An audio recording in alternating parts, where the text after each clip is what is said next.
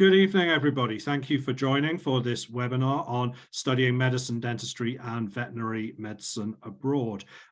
This webinar is designed primarily for those of you who are looking to start in 2024. So I'm going to go through the very early stages of the process of trying to decide where to go and study, and indeed if you are going to be interested in studying abroad. I'm just now going to share my screen, so bear with me 1 second while I get this up and loaded. And you should now be able to see my presentation on studying medicine, dentistry, and veterinary medicine abroad in 2024. Now, the first thing I should say is, who am I to be talking about this particular subject? Well, I am the founder and managing director of an organization called A Star Future. We've been around since around 2006 now, trying to encourage British students to just take advantage of the world of opportunities that higher education can provide in a number of countries around the world. Now, we did not start out as one of these medicine agents. That's not our DNA at all. We started out as somebody who could be there as a resource for schools in the UK when they were looking at sending people abroad and perhaps didn't have any first-hand experience of doing that. Now, obviously, over the years, we have worked out that roughly 75% of the inquiries we get about studying higher education abroad are ones that are connected with medicine, dentistry, and veterinary medicine. And let's be honest, they come with a slightly more, shall we say, negative motivation than just wanting to explore the world. While I'm sure all of you on this call tonight are very excited about the prospect of living somewhere else, I'm sure you'd also be equally excited about the prospect of being able to get into medical school in the UK and not having to worry about it. That is understood. But really what I want to do today is just make sure you know all the issues that are going to come up should you go down this route, because often a lot of people get very fixated on trying to work out where to apply in the UK with good reason. But they only start looking at international options if and when the UK doesn't come through for them. Now, bearing in mind that could be anywhere from November through to March, through to April, May, and then again, results day next year, that's not really a wise move. We encourage you to look at these options right now in this period over the summer before you come back in year 13. Not necessarily so you can push the button on an application in September, October, like you will do in the UK, but so you are prepared just in case you have to do that. So why is this such a big issue? Well, these are just some stats that I pulled off UCAS website this morning. There are 26,000 people, 26,820 applying for medicine this year, chasing 7,100 places. Now, you could argue that it's good news that that 26,800 is actually lower than the number of people applying last year, but the number of places is also significantly lower. So your chances of getting in have not improved, even though applicant numbers are dropping applicant numbers are dropping now post-COVID. Within those 26,800, there are about 5,000 to 6,000 who are reapplying, and that number is pretty much constant. So there's always people going through that process again. Now, for dentistry, the numbers are a little bit different, probably actually even worse, I would argue, in terms of the number of applicants chasing around 900 places thereabouts in the UK. So it's no surprise that these are the subjects that keep us busiest of all. Now, I'm just going to give you a brief overview of what your options are. And bearing in mind, I am restricting myself to talking about Europe tonight. You do have options in the Caribbean, Australia, and so on. They tend to be, how can I put this, less affordable. It's expensive enough anyway. And if you've got the money to go to those places, fantastic. But I am absolutely not assuming that you do. On our A Star Future website, we list all of the options that we know of that are taught in English. So if it is out there, you should be able to find it on our website.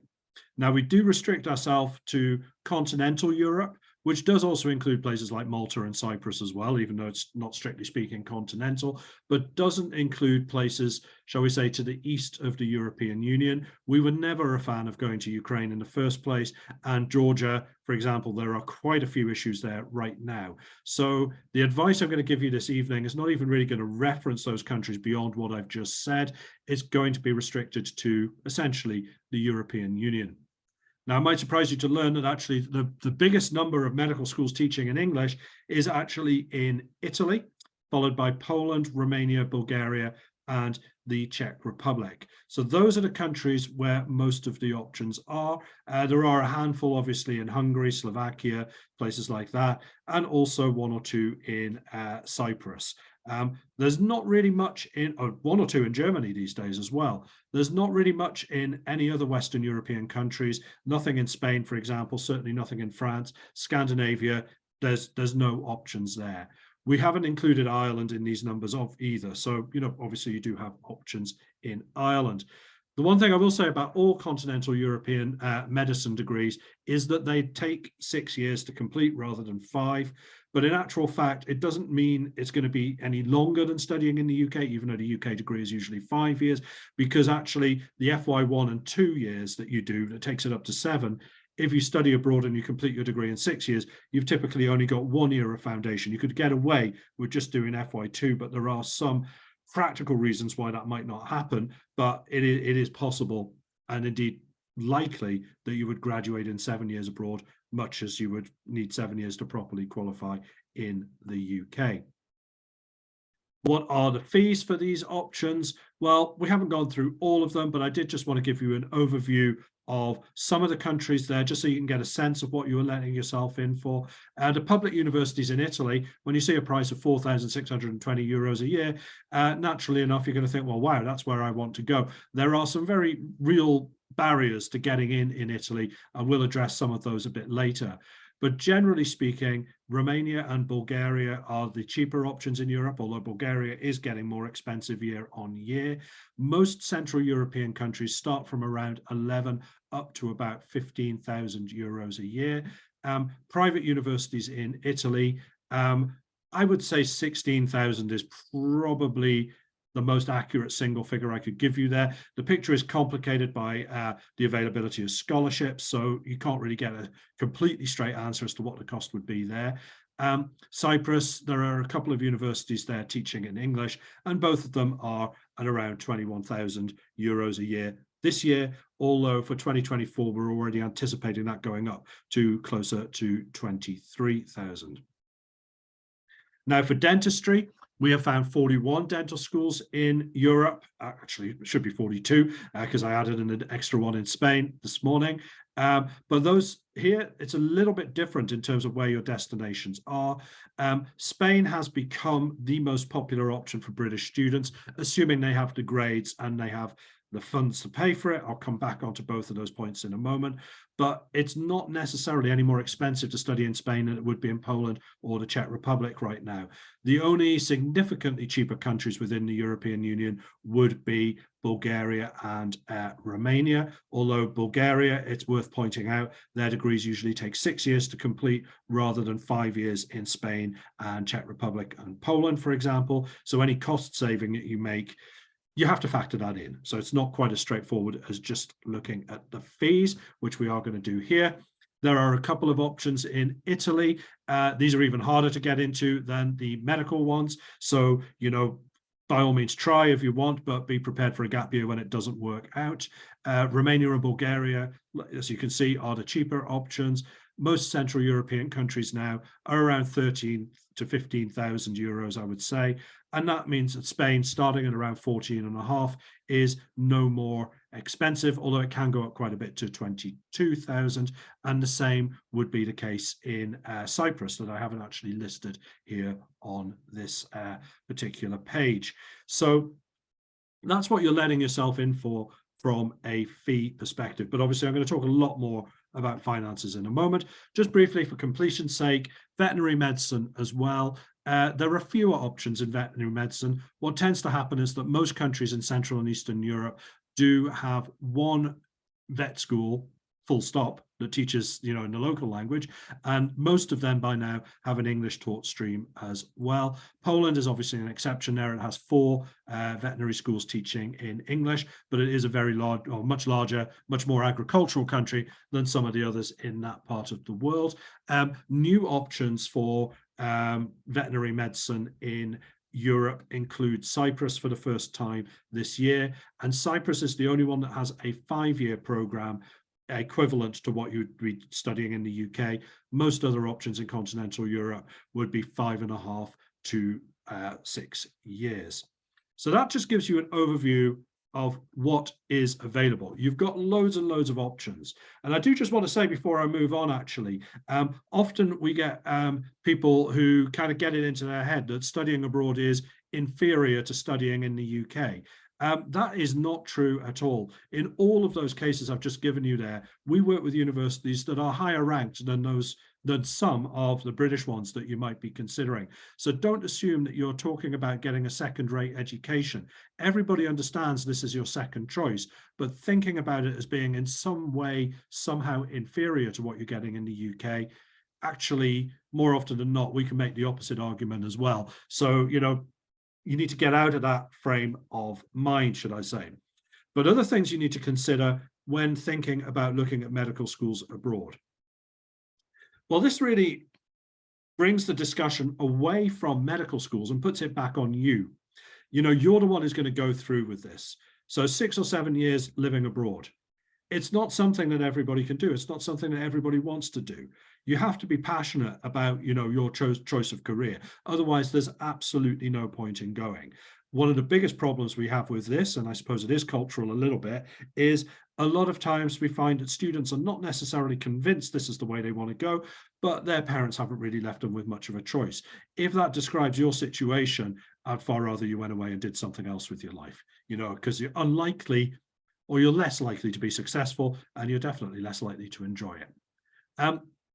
Another thing you need to bear in mind is that if you are going to study elsewhere in Europe, usually that means you are going to have to learn another language. I would say it always means you're going to have to learn another language, simply because I think this is actually one of the best parts of the experience, and it will certainly help you integrate and enjoy your time abroad. But clearly, the usefulness of additional languages after you graduate might be, different. Let's put it this way. You might think that Bulgarian is not perhaps going to be as much used to in life as perhaps Spanish or Italian or something like that. That is fair comment. Some countries will say that, for the practical components of the degree, you're able to get through them with minimal knowledge of the language. We have this issue in Cyprus all the time. They say you only need a little bit of Greek, but they never specify exactly how much. But in many other countries, you will have to learn, and Spain is a good example of this, to level B2.2 on the Common European Framework of Reference, which, from my experience of learning other language, is basically conversational. So you're never going to, in most cases, you're never going to sit in a classroom where the local language is the one you're being taught in. You're never going to actually have to write an exam in a different language, but you will have to deal with patients. It is a fundamental point of qualifying in the health sciences, and there's no getting around that. So I would suggest that there's no way you can really learn the skills required to be a dentist or a doctor, to a lesser extent a vet, if you don't speak the language. Now, the next thing I put up on this slide is something that you might not think of as the most important consideration when choosing where to study. We tend to find people fixate on things like, are there loads of other Brits there? Well, honestly, who cares? It's like, it's an international experience. So yes, I get that you want there to be people like you there. I guess that also gives you reassurance that you're doing something that's more normal than not, let's put it that way. But I don't think that's a really important criteria. I think the more important one is this one.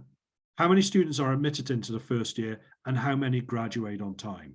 You don't want to be going to a medical school where there are thousands in year one and low hundreds in year 6.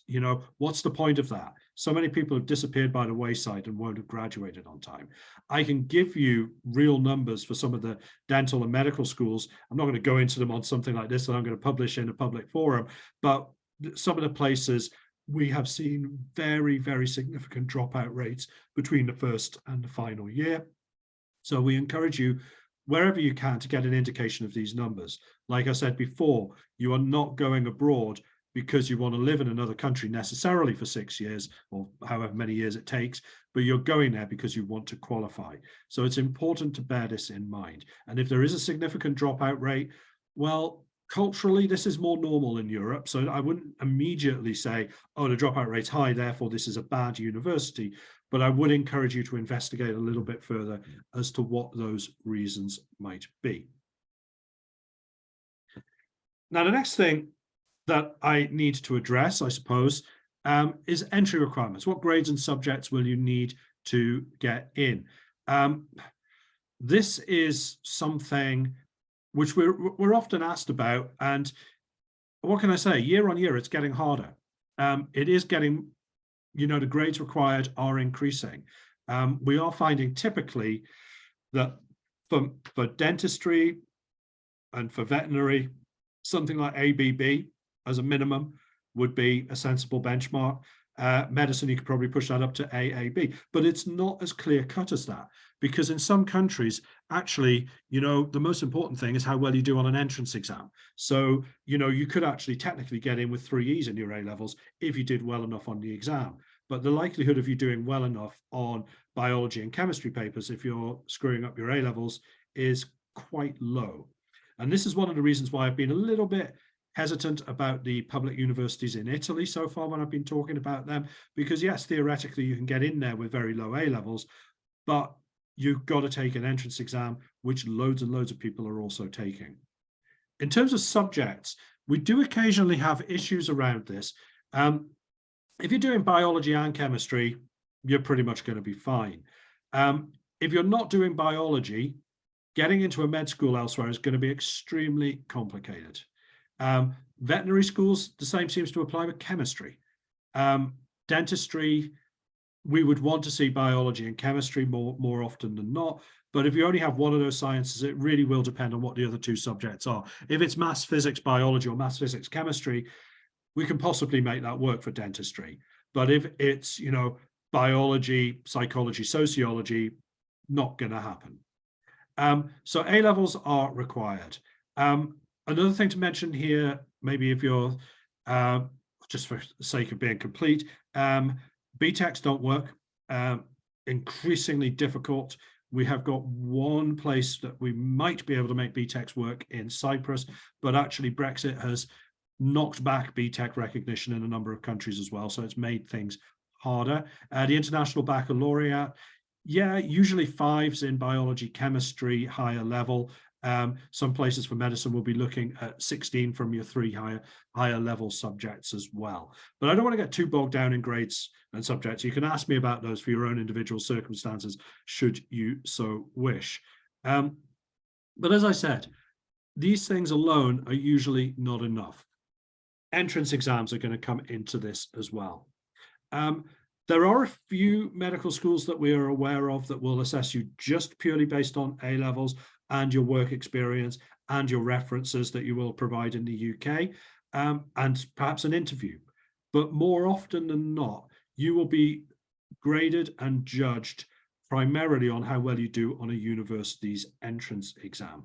So having a UCAT or a BMAT score, very few universities will look at those. So they're more useful to me as a guide to how well you are doing, in addition to the information you can provide with your A levels and predictions, but they are not directly relevant. I don't think there's anywhere where, well, there are a few places where they might substitute for doing the entrance exam, but ordinarily not. The problem you have with entrance exams is that while they all tend to cover the same material, they're going to be different for pretty much every medical school. So certainly the Bulgarian, the Romanian, the Polish, the Czech, they have their own exams. The biggest exception to that would be Italy, where the private universities have their own exams, which are essentially based on the BMAT via the IMAT. That's getting harder and harder because, as I'm sure you're aware, the BMAT is stopping from next year. So there might be some changes there again. But the public universities all used, and indeed until last year, something called the IMAT, which is the international equivalent of the BMAT. This is the same for dentistry and for medicine, by the way. That is starting to change. But what do the entrance exams include? Usually multiple choice biology and chemistry, usually are multiple choice. They will always include biology and chemistry. Logic and maths and or physics are also quite common. You can usually get test materials online. The one thing I will say in my experience of dealing with these is that British students, British educated students, tend to be absolutely fine with the biology components. The chemistry ones seems to be a bit tougher, which often leads me to think that the chemistry you're being taught at A level is probably the right kind of level that you need, but there might be some gaps in the curriculum with a lot of entrance exams. So you might find yourself having to take or having to, swat up on your chemistry or do things that aren't necessarily part of your A-level curriculum. That's an ongoing problem. We've seen this in Italy and a few other countries as well. So be mindful of that. You might want to think about, a lot of universities will advertise prep courses for you to do before you go on to study, before you go on to take the entrance exam. I was very, very skeptical about prep courses until recently, but we have seen clear evidence that they do help you get in. So if you have got your heart set on one particular university, it might very well be worth your while investing the money to try and improve your chances of getting in there. But I appreciate you can't exactly do that everywhere, and it doesn't make sense to do that everywhere. Now, one issue we've encountered with entrance exams post-COVID is they are reverting to doing them back in person. Obviously, a lot of places did them online during the pandemic because they quite simply had no choice. And a lot of the exams are now sort of online in the sense that you can do them on a computer rather than pen and paper. But quite often you have to travel to the universities to do them. A number of universities will offer exams in the UK. You will certainly find agents representing Bulgarian and Czech universities, which will allow you to do the tests in the UK, or if they're not available online. The Italian public medical schools, this is actually starting to get a little bit harder now, because they used to be organised by the people at Cambridge who organised the IMAT exam. That's no longer the case. So the new organiser, I am not sure if they're going to have test centres in the UK. That remains to be seen. The private universities in Italy that we work with, their tests are online if you have no EU nationality, but if you have an EU passport, you have to take them in person. So we are actually in the bizarre situation right now where if you're British, you can take the test online, but if you're EU national or dual national living in the UK, you would have to go to London to take the test, or indeed to Milan or Rome. So you need to check this out. I don't really have a problem with you having to travel to take the exams, for the simple reason that it's good to see the university that you might be spending 5, 6, 7 years at. I do have an issue with the fact that, these things are not really coordinated very well around your A-level school subjects at study as well. So you might find it's a bit of an imposition. You might find it's difficult to do these entrance exams.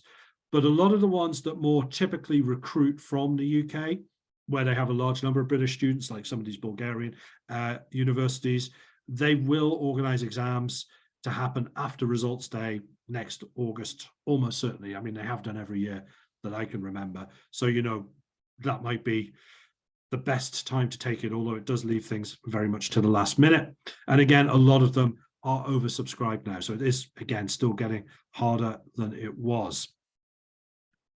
So knowing the entry requirements and knowing, whether you stand a chance of achieving them and what is going to be required for you to take the exam. I should point out, actually, I did want to mention there, Cyprus medical schools, Spanish dental schools, don't actually have entrance exams by and large. There's one exception in Spain there. Quite often there are interview requirements instead. So that's another reason why people are attracted to those options, because typically you don't have to take an exam, and that makes things a little bit easier from a planning point of view. But when it comes to researching your options in more depth, I would hesitate to say you should apply to a university simply because it's easy to get in there or easier than somewhere else. You do need to make sure you're going to the right university. So where can you go for more accurate information? Well, I suppose one obvious source of information is current students who are there. Every person I speak to wants to speak to a current student. It's a natural enough thing to ask for. What I would say is it's not necessarily that good of an indication as to whether a place is right for you, because universities or agents will only ever put up students who are having a wonderful time, ignoring those who perhaps are more ambivalent, shall we say.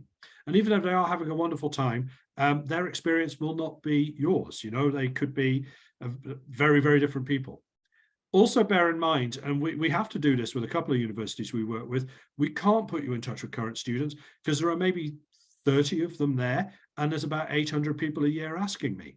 How on earth is that fair on the students when I pile them all in there? So we might set up occasions where you can speak to people during a webinar throughout the year, or, you know, if you go and visit, of course, we'll connect you with students over there, but we're not just going to speculatively or allow you to speak to people there when, you know, the numbers are just wrong. Let's put it that way.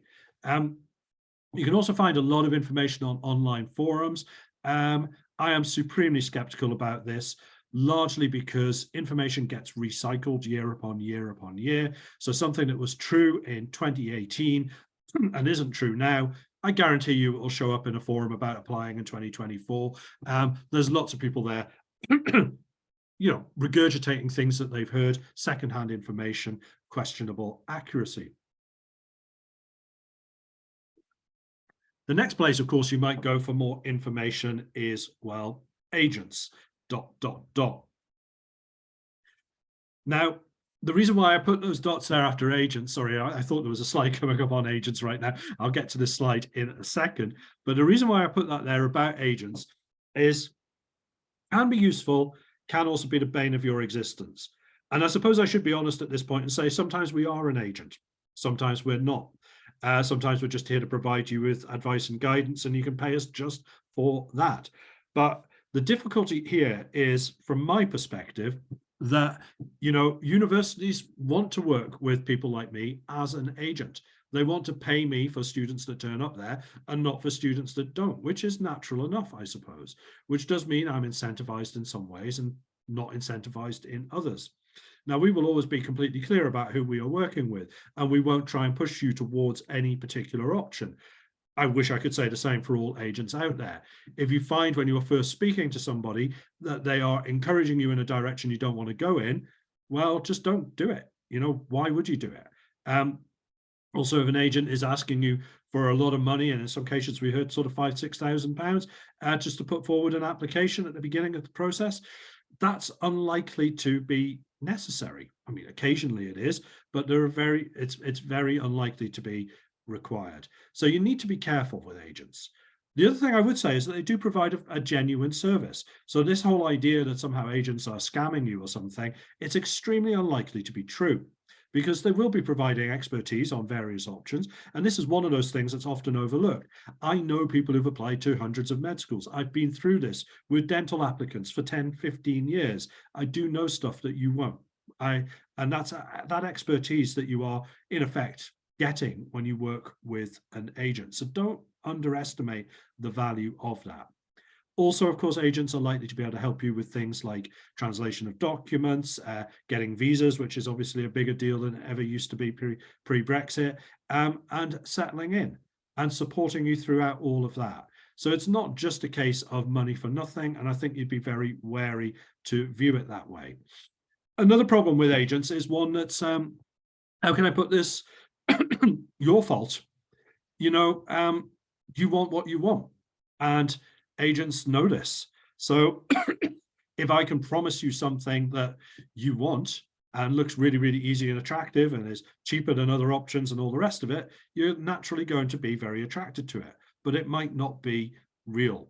We have this problem quite often with places like Ukraine and Georgia, which is why I steer clear of them altogether, quite simply because what you're being promised is unlikely to be true. So you do need to be a little bit careful there. This is particularly true around graduate entry medicine, which I don't want to go into today because none of you are in that kind of situation right now. But if you did end up taking a biomed science degree and then applying for graduate entry, seriously, there's only one place in Europe where that makes sense. I can tell you where that is. It's in Cyprus. The rest of the options that are likely to be presented to you, well, the GMC is already shutting down their recognition. Be very, very careful. But hopefully it won't ever come to that for you. But I don't, again, want to get sidelined by a massive discussion of agents. I'd far rather talk about you being in control of the process. Now, what can I say about a sensible application strategy? Well, the first thing to say is, as I already pointed out, these are not second-rate universities by and large. They are prestigious. Lots of people are applying from around the world. pretty much every medical school in Europe will be selective in the sense that they will reject people who don't meet their entry requirements, and occasionally people who do as well. So getting in is not simple. You do need to consider more than one option. Now, this is definitely true in medicine, a little bit less so in dentistry, where we have a little bit more control. And based on what you tell me your A levels are or your predicted grades are, I can probably, with reasonable certainty, tell you where you're going to get in. But with medicine, no, not really. So you are probably going to need to consider more than one place. All medical schools have different deadlines, so this does get a bit messy. You might start applying to one university before another. You might hear back from one before you've heard back from another. All of these things are possible. I'll talk a little bit about that on the next slide. But a general point I would make is, because we know you're likely to be applying in the UK, unless you know your grades don't support it, or if you're reapplying for dentistry, that's really tough. But we would encourage you not to actually put in an application abroad until you know what's going on in the UK. We do encourage you to do your homework now. Like I said, do your research over this summer holiday. Don't wait until you get rejections and then think, now I'm going to follow up on all of these other med schools out there. But don't actually apply until you know what's going on in the UK. And the main reason for that is because if you do get a place, you're going to have to put down money to reserve it. And that can typically be, well, thousands of euros, let's put it that way. And you quite probably won't get it back if you don't go through with it. So you do need to know that that is likely going to be your first choice. So don't apply if you're not in a position to confirm a place with a deposit. Quite often you'll only get, like, well, some places only 2 days to pay the deposit, more typically a couple of weeks, a bit long, something like that. As I was saying before, have a look at application deadlines and test dates when deadlines exist, because they don't always. Some places have rolling admissions. Test dates for medicine, the earliest tests that I'm aware of are the private universities in Italy, which would typically be around February, March, something like that. So you can apply in January. There's no need to do anything earlier than that in terms of applications. And of course, if they don't work out, because they're the earliest ones, you've still got time to apply elsewhere after those ones if they don't work out. Now, when do the medical schools get full? As I said before, some of them will have deadlines and particular windows in which you apply, but other ones, they just carry on. Now, the private medical schools I was mentioning in Italy, they literally have one exam, usually in February or March. They select all the students they want from that exam. So you've missed it if you want that early. My experience working with the Central European, German and Cypriot options is basically around now, although Cyprus is getting fuller earlier. So I think August is going to be problematic this year. We're in mid-June, and I think dentistry in Cyprus will be done by the end of June, medicine a little bit later because they have more places there. But then if you look at the public medical schools in Italy, they don't even have their exam until after A-level results day. You have to apply for it. You have to register for it before results day. So it's no good getting your results and going, oh my gosh, this didn't work the way I wanted to. Now I'd like to apply in Italy. But you can apply up until about July to take the exam in September. But there are a lot of changes coming with the way these exams work in Italy. So that information might already be out of date by the time you get around to applying next summer. In terms of, I think the next slide is dental schools. Yeah, dental schools in Spain, more likely to operate what we call rolling admissions. So no deadline. When they are full, they are full. My experience this year is they got full quicker, even though they expanded the number of places available, because the demand is absolutely huge. There are now more seats for studying Spanish or studying dentistry in English in Spain than there are for studying dentistry at all in the UK. So there's about 900 places right now at about, well, the 9 dental schools I was mentioning earlier. They will all get full. I would suggest that for those of you who are looking at applying abroad for 2024, if you are interested in one of the schools, I'll show you on a later slide, Universidad Católica de Valencia, we will open admissions in October 2023. UCAM will probably open at a similar time. Madrid will be around December, January, and the first schools will start to get full by around February, March. So, you know, your options will decrease. But let's put it this way, we're in June right now. I haven't been able to get anybody into Spain except for off waiting lists, which does happen, since around 3 months ago. So we've already been full. We still have a few places in Cyprus, but the dentistry program, like I said, will probably be full within the next couple of weeks. And I would anticipate in future years, well, actually, I'm not sure, because they are doubling the size of that program next year. So I'd say roughly you might be okay around June next year as well. Central European dental schools, well, they might not even get full. So, you know, after the results day in August, possibly for some of them, you might still be okay. And the public dental schools in Italy, exactly the same deal as what I just discussed with the medical schools there. They have exactly the same entrance exam, exactly the same procedure. For veterinary schools, by the way, sorry, I don't have a particular slide on veterinary schools, but my experience there is Cyprus, we've still got places for this year. Zagreb and Croatia, a couple of years ago, they still had places relatively late. Last year was the first year they got like 200 applications for like 35 places, and that has continued this year. But they do have 3 windows for applying, one in January, one in April, and one in July. So we still have, you know, 5-10 places for people for this year, for the 2023 start. But there is a lot more demand than there ever was, so it is getting harder to get in there. But, you know, pressure on veterinary places is a little bit less intense than dentistry.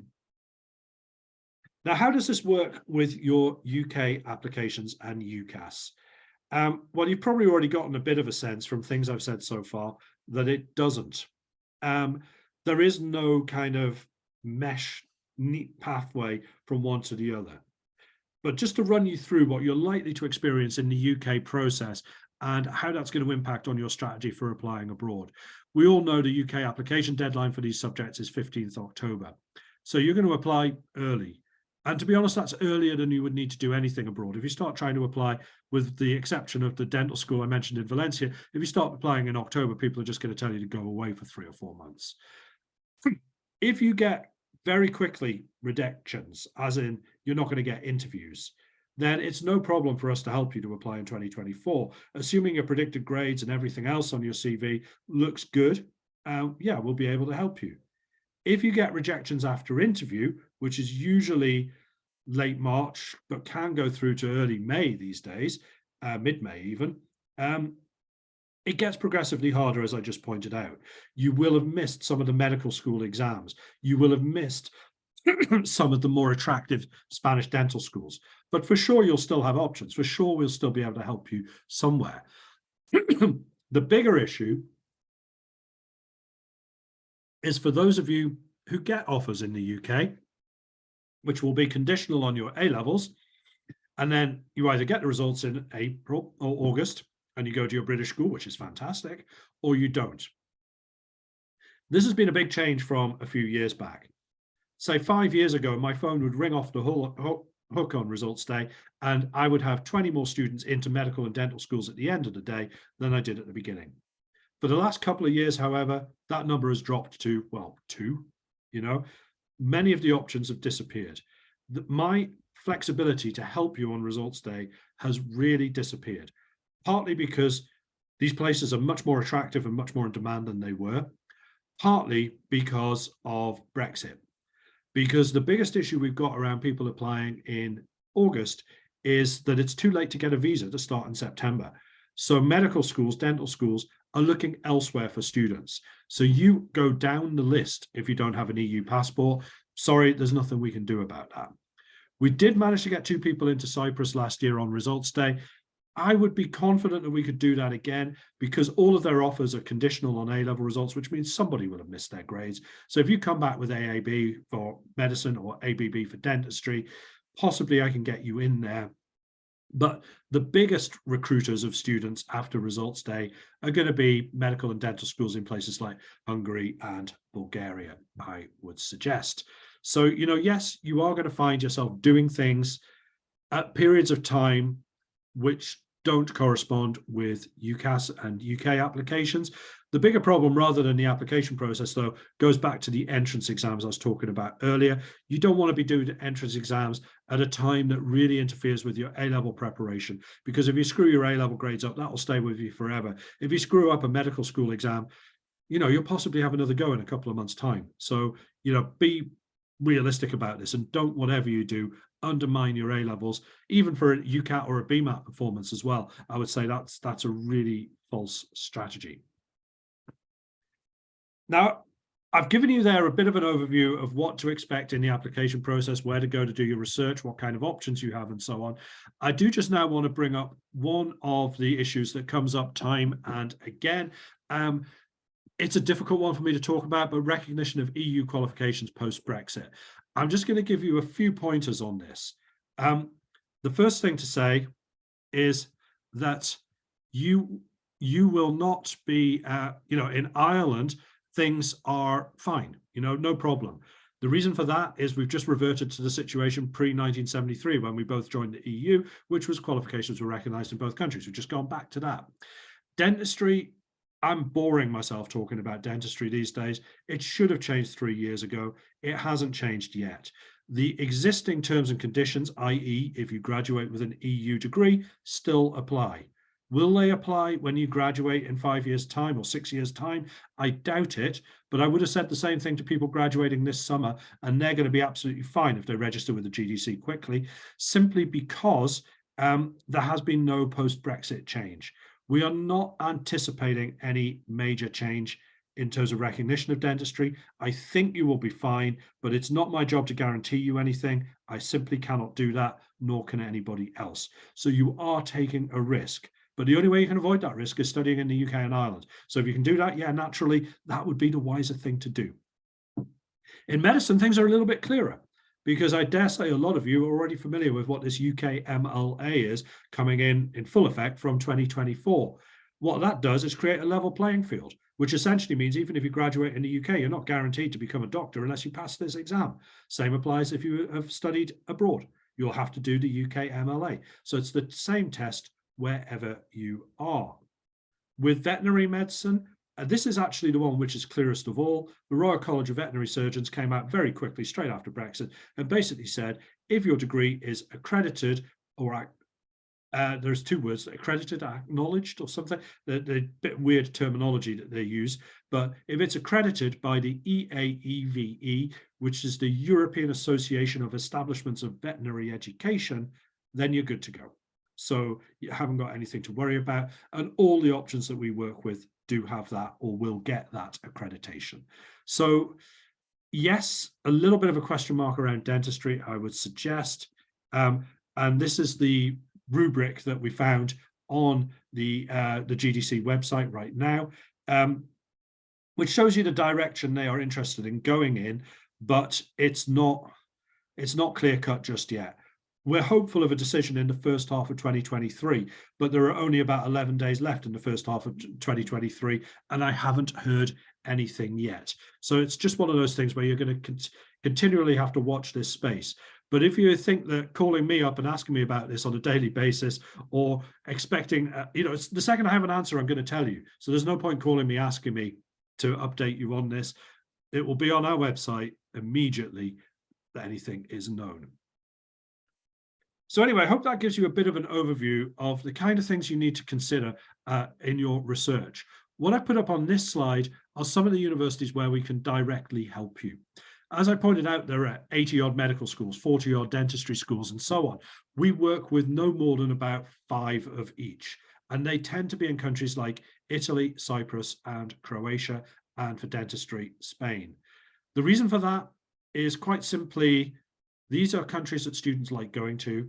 These are universities that look after their students by and large better, perhaps, than others. These are universities where your chances of graduating within the recognized time frame are highest. So we care all about those things more than just getting you in and whether or not we can earn a commission out of it. So if you are interested in looking at those countries, definitely talk to me directly about it. If you're interested in looking at places in Bulgaria, well, to be honest, I've told you most of the things I can in the course of this webinar, and there's not really much more we can say about that. But dentistry in Spain, veterinary medicine in Croatia and Cyprus, medicine in Italy, Croatia, and Cyprus.